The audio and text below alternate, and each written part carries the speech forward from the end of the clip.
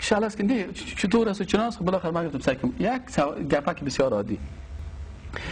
حدیث پیغمبر هم میخونه که پیغمبر صلی الله علیه و سلم در وقتی که بچه‌کش میمره ابراهیم گریه میکنه یا خیلی صاحب اینه خوب عروس سیرت خوب اما تو پرزاهایش بلد است. پیغمبر خدا بچه‌کش فوت میکنه می سر قبر بچه خود میگه که و ان علی فراقک یا ابراهیم لمحزونون. ای ابراهیم ای بچه‌ک خورده ما که تو فوت کردی با خدا در فوت تو من جگرخون هستم. اشکای رسول خدا کتابای سیرت میگن که اشکای رسول خدا میریزه میگه من جگرخون هستم بچه‌ک مرد. های پیغمبر بچه خوش نداشت بچه جوان داشته باشه؟ اگر میتونست برای خود یک 20 ساله بچه جوان بته نمیداد؟ اگر میتونست میداد. ولی سر بچه خود جگرخون میشه اون بچهش میمره بچه پیغمبر میمره تا که ما تو این سیرت رو بخونیم از سیرت عقیده خدا جور کنیم که پیغمبر بچه خود زنده کردن نتونست. پیغمبر نتونست بچه خود با که جوان شود. پس چطور دیگران میتونن که کارو بکنن؟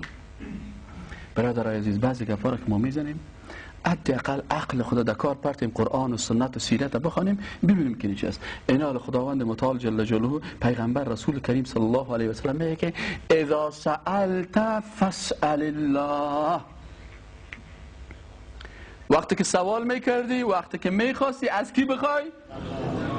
گفت بخوای از من یا از الله؟ پیغمبر کی گفت؟ خود فاسأل محمد یا فاسأل الله؟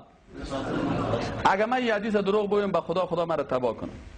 اگر کدام عالمی هست میگه حدیث نیست بیا که من کتابایش برش.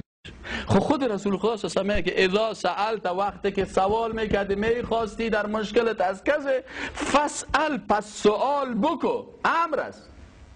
از کی؟ از الله.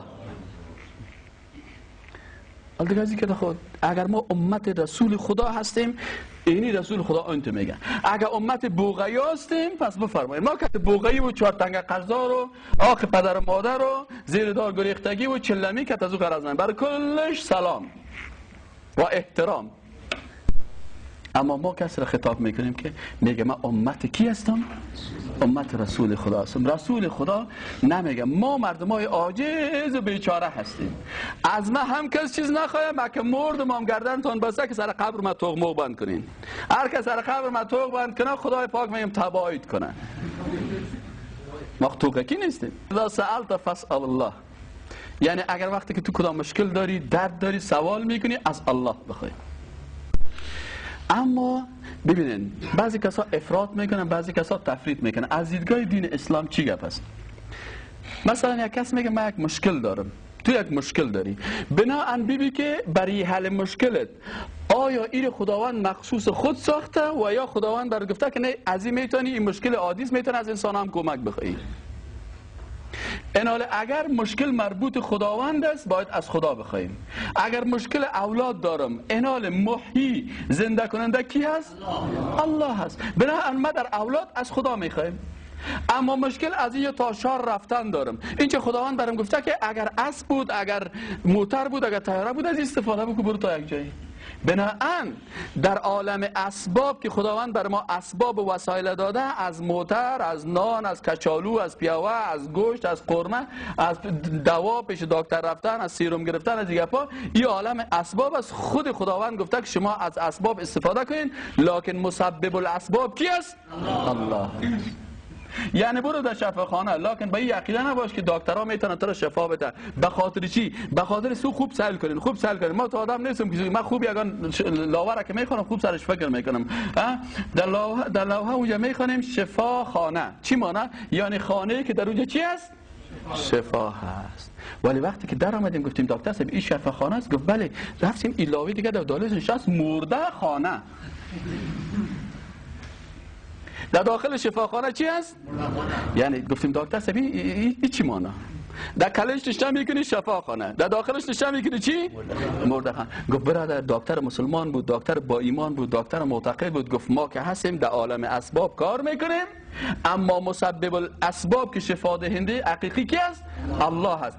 اگر خدا دمی دوا برای شفا داد شفا برای رخصتش میکنیم. اگر نه که ما دوا را دادیمش اینمی دوا خدا برای شفا نداد چون شفا دهنده خداوند است رایش میکنیم در مردخانه. بناهن فرق است برادرای عزیز.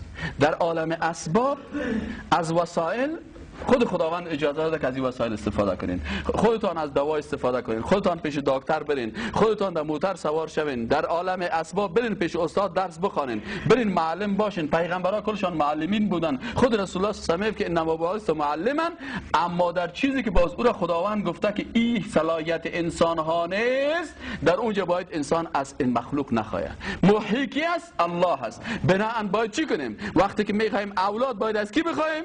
از الله. میراننده کی هست؟ ممید. ما در افغانستان بسیاری وقتا نامای خداوند، صفات خداوند هم تیر میشیم. هو الله الذی لا اله الا هو الملك القدوس العزیز الغفار. اما یک دقیقه نشیم که یعنی محیی چی مانا؟ مولوی صاحب تو یک دقیقه درباره محیی گپ بزن. دلم کفید که در یک مسجد برم که یک مولوی صاحب یک ساعت درباره محیی گپ بزنه که بر مردم بگه که او مردم، خدا میگه که صفت ما چی است؟ محیی هست. ولیس کمثله شیء. حداقل برش تشریح کنیم. حداقل برش تشریح کنیم. ام یک کلمه محیی را، ام یک صفت خداونده اگر مردم افغانستان درست بفهمن کل زیارت ها قلف میشه. چون زنده کننده کی است؟ الله. باز کس نمیره بر اونجا که بر ما بچه بده. چهار شمشیر تمام روز جگر خون است که بالش تک تک میخ زده نه زده در دروازه تک تک خانه تان خدا خراب کنه. یک دقیقه بان این چی است؟ تک تک تک تک تک تک تک تک تک تک تک چیه تمام روز تک تک از دیوالا و در سنگا و در فلانیش چیز میکنه. ما گفتم او مردم دیروز اکسن درس میدم، گفتم او مردم از برای خدا مردم از دین اسلام متنفر نسازین. به خدا چیزایی که در دین نیست او را که جز دین بسازین، مردم حتی کافرها از دین متنفر میشه. یک چینایی از پیش بابا زیارت بابا کیدانی تیر میشد، از پیش زیارت بابا کیدانی. خدا بابا کیدانی رو ببخشه. خب من نمیفهمم چرا نام ازش کیدانی مونده، باید میگه که میدانی. این حال این میگه از پیش زیارت بابا کیدانی وقتی که تیر شد، در پیش زیارت بابا کیدانی میگه تیر شد. خب من یک کسی کتم کار داشت، یک از صنفه قاری صاحب امان الله که از او کار داشتیم چیز سودا میخرید. من گفت استاد خدایم پیش زیارت همین بابا کیدانی باش. من همینجا استادم یک چند دقیقه نفر است آمد راست قلفای بابا کیدانی رو باش میگن. چینایی تیر میشن، چینایی برش میگه این قلف خو ساخت چین است، این چرا ماچ میکنه؟ قلف ساخت چینه چرا ماچ میکنه؟ اگر ماچ میکنی خود دست ما جور که زندهش ماچ کن بگی. اگر بر تو کدام فایده میرسانه قلف خب ما ساختیم، این دستای ما ساخته، بینی دستای ما را ماچ کن، پای ما ماچ کن. آخر و ایران مانده این چیز، این دین است، این دین است. از دین متنفر میشه. او مردم نسازین مردم از دین اسلام متنفر. با خدا ما کس زد نداریم. با خدا ما از کس زد نداریم. بسیاری کسا مرا خوشم نداره. بسیاری کسا مرا خوش نداره. هیچ خوش نداشته باشی. ولی با خدا دوستانه میگیم که دوستای عزیز. حتی دوستای خوب اومده وقتی که یگان گپ گفتیم یک دفعه مست شده و طور خدا. با خدا و دوست عزیز خیر از گپای ما بشنو باز نشنو. یک نفر غولک میفهمه سایل کو بای کو نخر. ما شو بشنو خلا خیر میشه که حداقل عقل در کار برته. چرا ما مردم متنفر میسازیم از دین مقدس اسلام؟ در یک جای یک سلفی ما بود از فرانسه، از چیز بوده که از تونس یک کشور از در شمال افریقا است.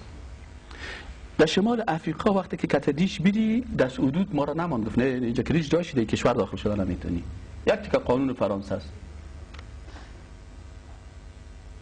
هتلای فرانسه واره کلش فرانسه پیش بد کرده.